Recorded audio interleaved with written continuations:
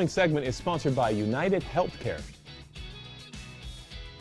Social drivers of health are the non-medical factors that can impact an individual's health outcomes. Joining us now to discuss from United Healthcare is the Chief Medical Officer for Community and State and the Senior Vice President of Population, Health, and Social Care, Dr. Alex Billioux. Welcome to the show, Dr. Alex. Thanks so much. Thanks for having me.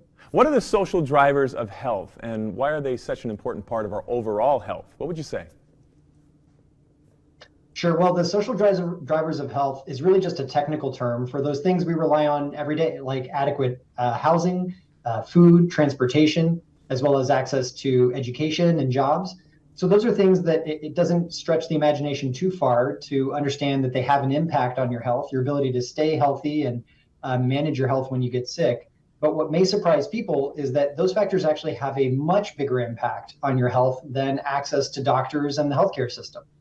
Fascinating. Good point. And how do these factors impact different demographics in different ways? Yeah, well, we certainly see that obviously the most vulnerable are people with lower incomes. But frankly, across the spectrum, there are different groups that have different needs depending on who they are. And one of the groups we want to highlight today are older adults. Often older adults could be suffering from access to food or perhaps housing that's not great, but are suffering in silence, either from lack of comfort or embarrassment with sharing that information. At United Healthcare, we actually screened 4.7 million of our Medicare Advantage members last year and found that these needs were remarkably common, with at least 1 in 4 members having an unmet need and wanting help. Wow, that's really powerful. And for our senior members, that's really an effective thing to focus on it. And for you, what is the most effective way to help older adults access the food, housing, and additional resources that they need? Sure. Well, for us, it starts with connecting our members to their benefits. We can often help with food and transportation and sometimes with navigating the housing system. But we also try to connect our members back to resources in their own communities. That can be a local food bank or a church or perhaps a local government program that helps with weatherization, especially as it's getting colder.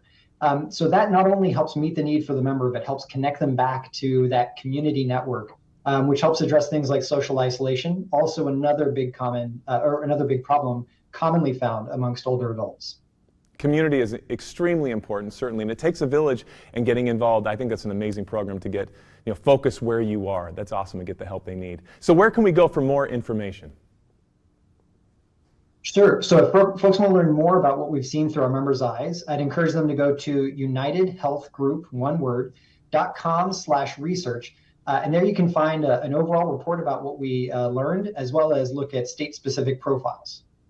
Fantastic. You've done all the research. The data's there. Thank you for what you're doing, especially this time of year. Thank you, Dr. Alex.